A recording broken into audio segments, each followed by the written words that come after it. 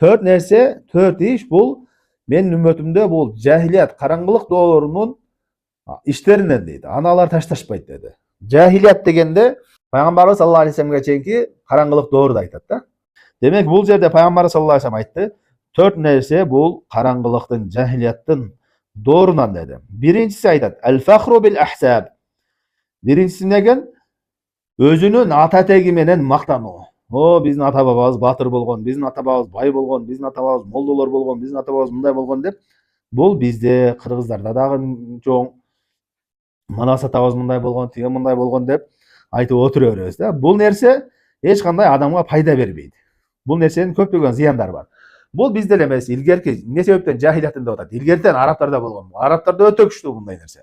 Ата тегімен мақтану, бізден ұру қиын, біздің ата бабамыз мындай болған, біздің ата бабамыз бір қойды жеп қойған, ана мындай болған деген, бұл илгертен барында ушул сияқты.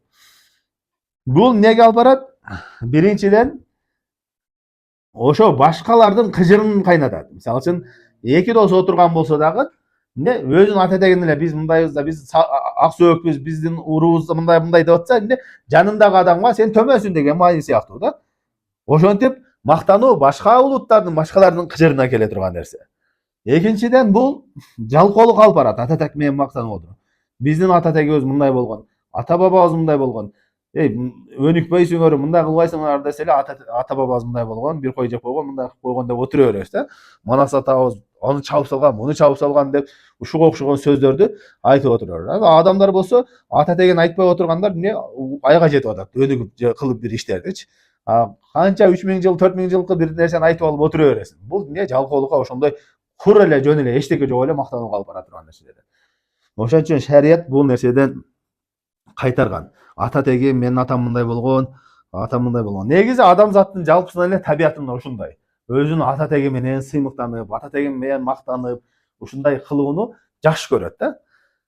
Бир жерде бир аз эле өзүнү төмөн сөзүп баратса, ошо ата тегин чукулап, ошо жагында бир жакшыраак эме кыйын болуп калса, ошону айтып өзүнүн эмесин көтөрүп алгысы келет да. Ошондой. Ал үчүн бул ал нерселер эч кандай адамга пайда бербейт. Арабтарда жакшы бир макал сыяктуу ыры бар. Айтат, чыныгы жигит бул эмне? Мен атам мындай болгон деген эмес. Чыныгы жигит дейт, мына мен эр жигит эмне? Мен даярмын ар дайым. Эмне иш бар, эмне кызмат бар, эмнеге бар? Мен даярмын деп турган, мына ошол жигит дейт да. Бул деген ата тегиңди төмөндеп жамандап ташта деген эмес. Просто жөн эле куруп мактана бергенден пайда жок. Эмне өзүң даяр бол ар дайым, өзүң даяр бол деген мааниде. Аракетчил бол деген. Өзүңдүн кылбаган иштериң менен мактанба деген маани. Түшүнүктүүбү? Демек биринчиси ушу ата тег менен мактануу.